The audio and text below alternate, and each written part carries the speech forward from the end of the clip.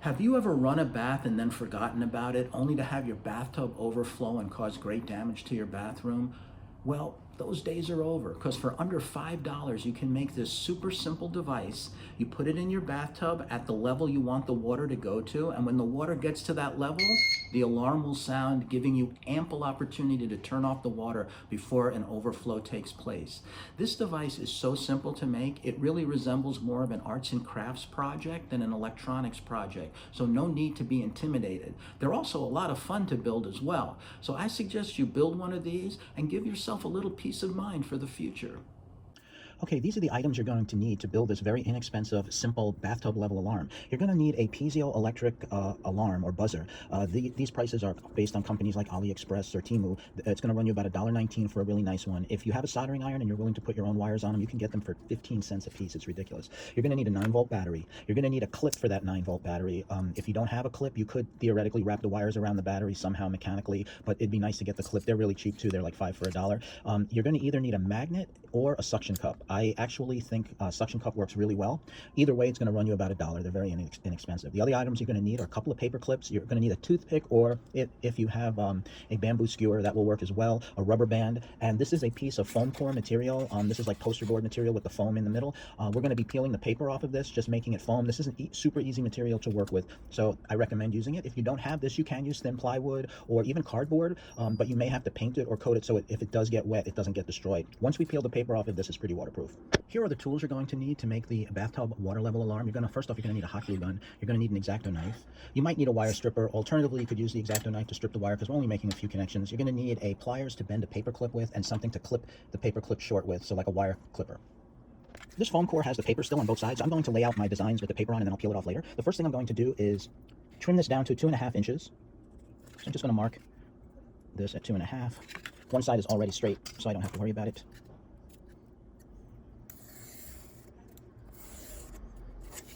This stuff cuts easy. The next thing I'm going to want are 2 strips that are 3/4 of an inch long each, so I'm going to just lay those out.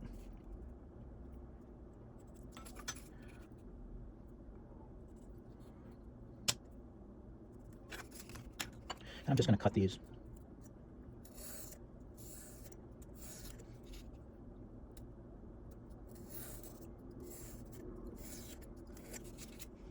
The next thing we're going to do are make 2 strips that are each 1.5 inches.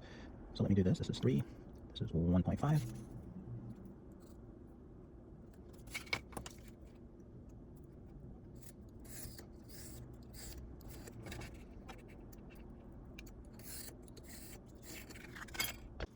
I'm going to draw a line 1/4 of an inch down from this upper edge, and I'm going to do this on both pieces.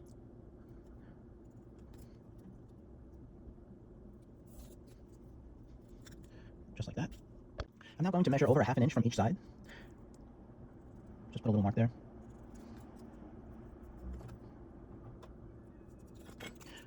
So I'm going to end up cutting down with the X-Acto knife along those 2 short lines. When you're done laying out, you should have 2 pieces that look like this, and this thing is such a forgiving design, you really don't have to worry if you're a bit off, so don't worry about precision when it comes to this project. I'm now going to take my X-Acto knife and cut just down along these 2 short lines. Doing kind of a little rocking motion just to get the blade in. This is a brand new blade, which I do recommend using nice sharp blade, and I'm going to do it on this one as well. After you've prepared your foam core pieces, let's plug in our hot glue gun and let it start to get hot, and we'll start working on the paper clips.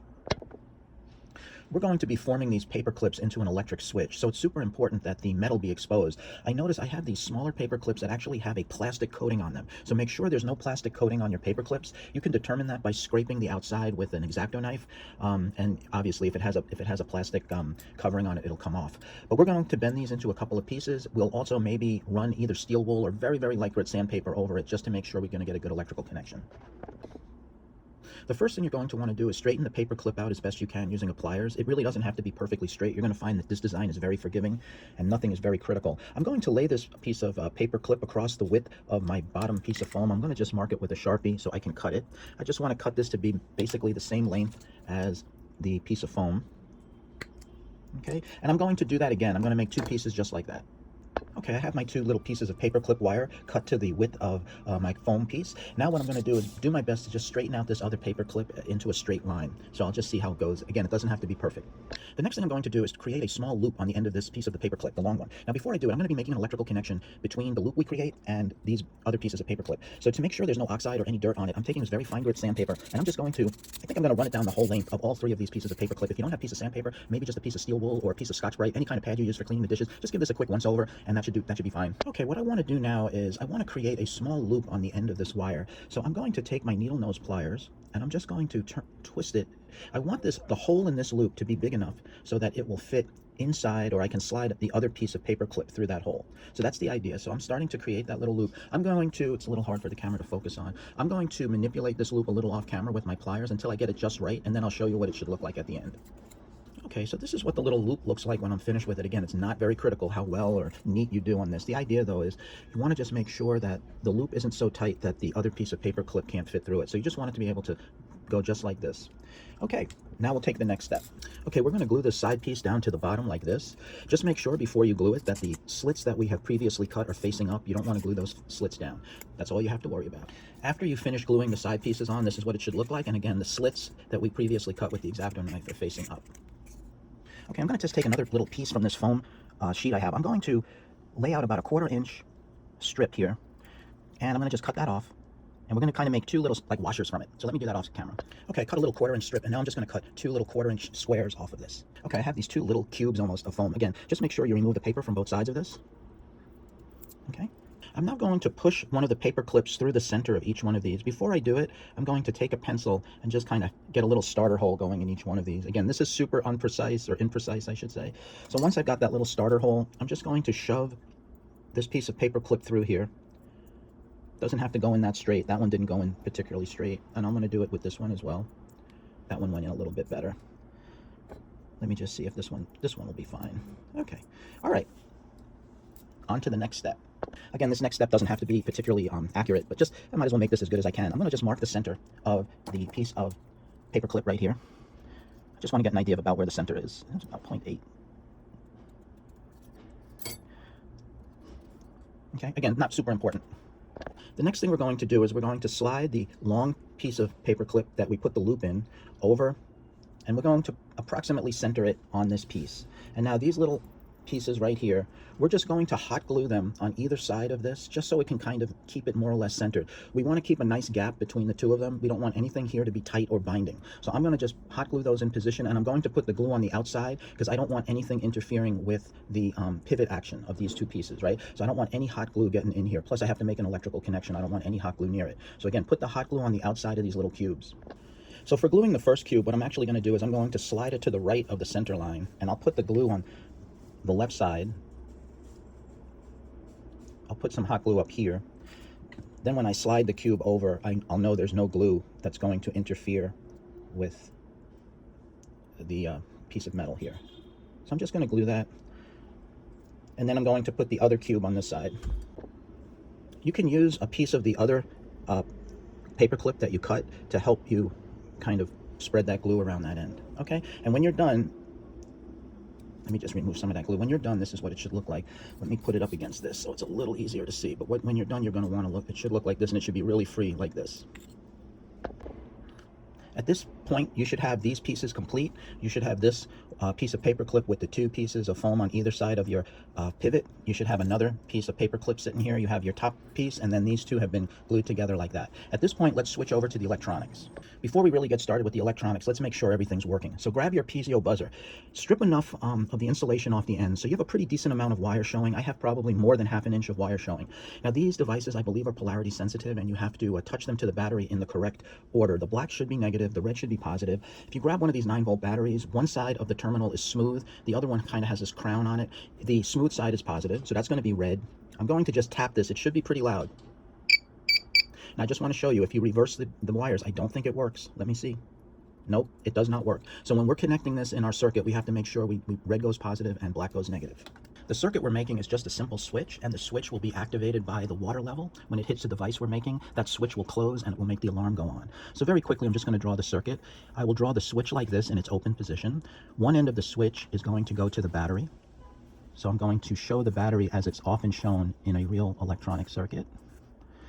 And then the other side is going to go to the buzzer, which I'll just draw as a circle. And then the other side of the buzzer is just going to go back to the switch. When the water reaches the level we want it to be at, that switch will close and it turns on the buzzer. It doesn't get much simpler than this. But let's just make sure we understand, if this is the positive side of the battery and this is the negative side, then this has to be the negative side of the buzzer and this has to be the positive side of the buzzer. As long as we get the polarity right, everything's going to work and this will be super easy. We're going to start making the electrical connections now. If you happen to have a soldering iron, it would be really good to solder these connections together. If, however, you don't have a soldering iron, I think this will work fine. At least it's been working fine for me. Now, what I'm going to do is I'm going to take the red wire from my buzzer and I'm going to wrap it around one side of this. And it's really important that you wrap it, especially if you're not going to solder it, you have to wrap that really, really tight. Like, I don't know if you saw the technique I used, but I held the wire on the inside of the paperclip wire and I wrapped it like this until it got really, really tight. Okay, and I'm just going to leave it like that for now. I just want to point out that I used the Sharpie just to sort of highlight where those slits are located. I'm now going to take this with the wire wrapped around it and I'm going to very carefully push it into these slits that I've already made. Okay, and I want to make sure that the foam kind of squeezes my electrical connection together. Okay, if you have a little trouble pushing this in, it goes in pretty easy. You kind of just wiggle it in until it gets to the bottom of those slits like this. Okay, and now the foam is squeezing that pretty well. It's squeezing my electrical connection. I really want it inside the foam there. So this is pretty good. I'm pretty happy with that. I'm now going to put some hot glue here.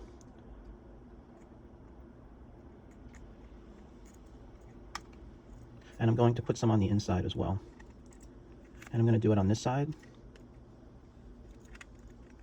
A little hot glue on the inside as well. Okay, and again, you can use a toothpick or another piece of the paper clip to kind of smooth out the glue and make it a little neater.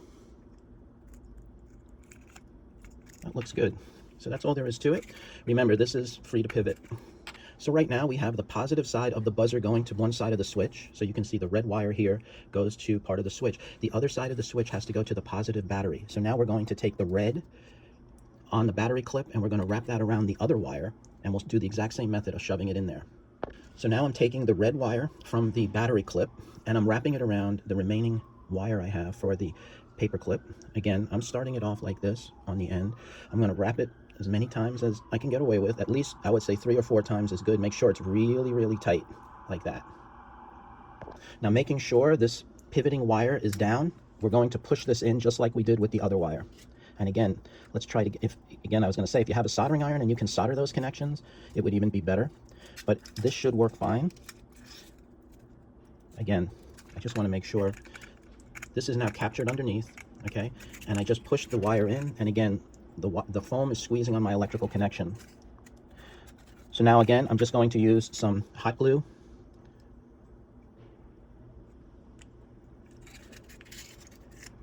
A little hot glue on both the outside. I'll put a little on the inside too.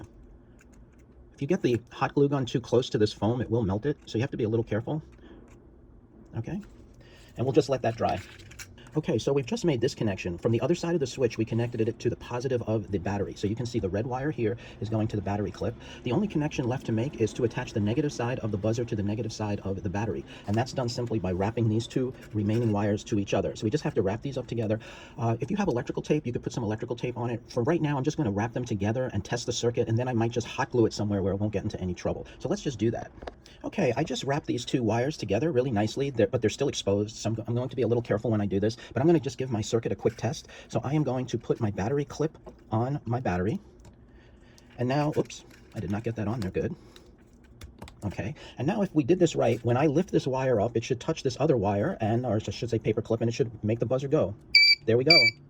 All right, this is looking good. At this point, I'm going to detach my battery clip from the battery and try to finish everything and figure out a good place to put that connection. I think to make my electrical connections a little neater, I'm going to take about a 3/8 of an inch slice of foam remaining from these pieces of foam I have, and I'm just going to cut a little piece of foam out, and I'm going to show you in a second exactly what I plan to do with it. So I cut out this little piece of foam. It's only about 3/8 of an inch in this direction, and the height is basically the same height or just a little shorter than the side wall. So what I'm going to do is I think I'm going to put this connection inside the inside wall of my device, and then since I already have a little slit there, I'm going to push the wire through that slit so it comes out. Okay, so what I'm going to do is I'm going to push the insulation, make sure it's the insulation, through that hole, and now on this side I'm going to bend this down. You want to make sure that there's no electrical connection between these two. And I'm just going to put in this little piece of foam. I'm going to put a pretty good amount of hot glue on this. And now I'm just going to put it into position.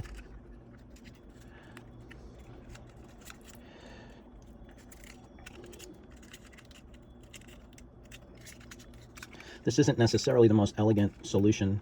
Maybe someone else has a better way of doing it. But I'm just going to, again, if you have things like heat shrinkable tubing, if you're into doing electronics or you have a good amount of electrical tape, you don't have to do this. But this is all really for the person who doesn't necessarily do electronics on the side. Actually, this came out pretty good. So now that connection I made is hidden underneath that nice piece of foam, and the insulation comes out. This is perfect. The next thing I'm going to just do is hot glue the top on to these side pieces. I'm just going to run hot glue down the sides and put it on.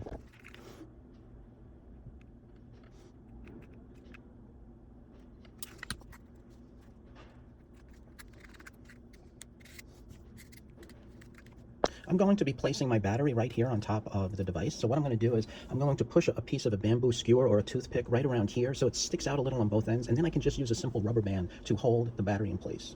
I've marked the central location on both sides, so what I'm going to do is right underneath the top cover, just a little below that, approximately the radius, I'm just going to use the bamboo skewer to push a hole on both sides. It's better to do this from both sides. Then when you try to span across, it should be pretty easy to pick up the hole. You can look down in here to find it. Okay. A little crooked, but again, nothing much matters with this design. So what I'm going to do is I'm just going to allow about maybe a quarter of an inch to stick out on both sides. So I'm just going to cut my bamboo skewer right there, which you can also do if your wire clipper has enough industrial strength. You can just clip it or cut it with an X-Acto knife. Super easy to cut a bamboo skewer by just letting it rotate around like this on your X-Acto knife, and then you just snap it off. Okay. So now I'm going to stick this back in.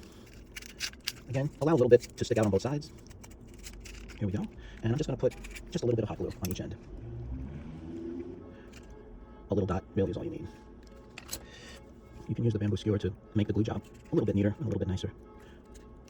Okay, now I'm going to use a magnet. Now, before using a magnet, make sure your bathtub is magnetic. If you have like a stainless steel bathtub or something like that, you're going to have to use a suction cup. Now, I actually really like using the suction cup. I don't happen to have one right now, so I'm not going to show how to install it, but it's going to be easier. Just going to hot glue it in place.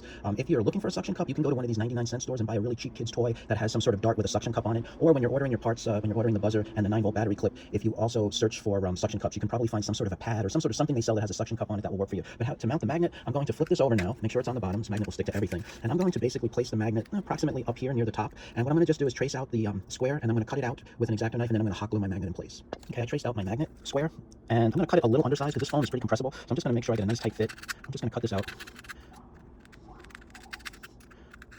Okay, and let me just see if I can stick this magnet in. There's no need for this to be flush, so it's sticking out a little bit. There's a nice fit, so what I'm going to do is I'm going to smear quite a bit of hot glue in here.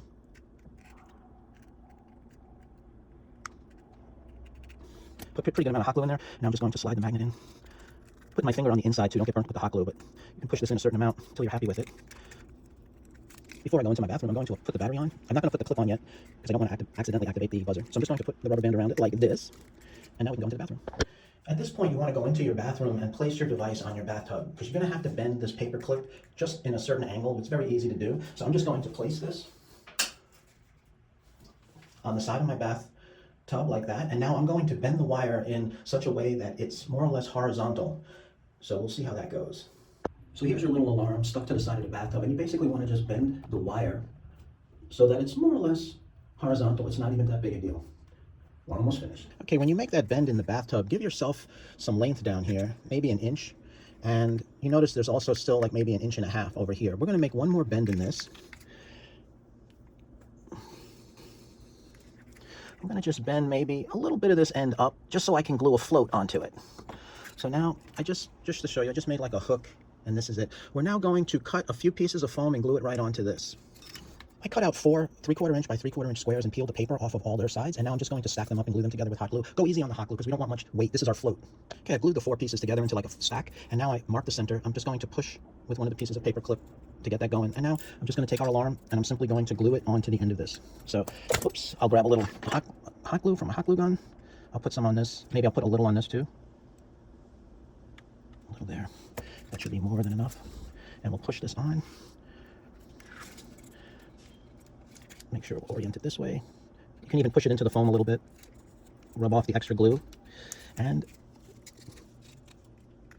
so when the water rises, it's going to make this go up, and it's going to activate the alarm. So this is basically finished. I think what I'll do is I will glue my buzzer onto the side like this, and maybe just wrap some wire around this and clean up the wires a little bit. Okay, I glued the buzzer onto the side here. I kind of just neatly tuck the wires over there.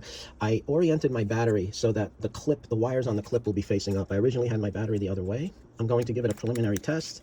So again, when I lift this up, it should buzz. Okay, let's go into the bathroom and actually test it. Okay, we're ready to give our little device a test. One of the things really nice about it is you can position it wherever you want the water level to go to. So since we're testing it, I'm going to put it down pretty low in the bathtub, and now we should be able to test it. Now, before you ever use this device, you should always give it a little preliminary test by lifting this up. Make sure the buzzer is activating, and now you can fill the bathtub up with pretty good confidence that you'll be safe. Okay, let me start filling up the tub again, and you'll see it's getting close to triggering the alarm.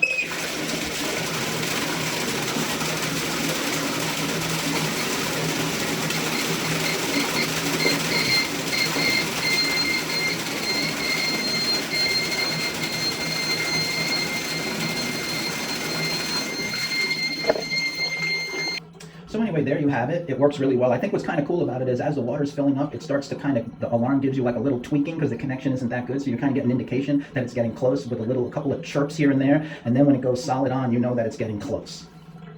One of the things worth considering before you build this is the length of this wire sort of is how much time you'll have to get to the bathtub and turn it off before the entire device gets filled up with water. Now, I honestly don't know. I don't know what happens to the Piezo device if it gets wet. It may not be happy. I think this, you know, the mechanism itself could get wet, and I don't think anything major would happen. I don't think anything major would happen to the battery. But if you imagine that it may be a minute or two before you get to the bathtub after you hear the alarm go off, you might want to consider making this wire longer. I mean, if it's, let's say, another couple of inches longer, it'll probably add a few more minutes of safety before the water level would get up and actually start to bring the device underwater. But anyway, it's super simple. If you need a longer piece of wire here, you may have to substitute something other than a paper clip, or what you can easily also do is glue another paper clip to add on to this one. A technique that's very effective is you put the two paper clips like this side by side, and then you wrap some thread around it, and just use, if you have some CA cement, you use some CA cement to glue it together. Otherwise, you can search for a piece of wire that's longer. But anyway, there you have it. It's easy to make, and it works pretty good. Remember, always test it before you actually turn on the bathtub by just lifting up the weight and making sure it's working. Otherwise, something bad could happen.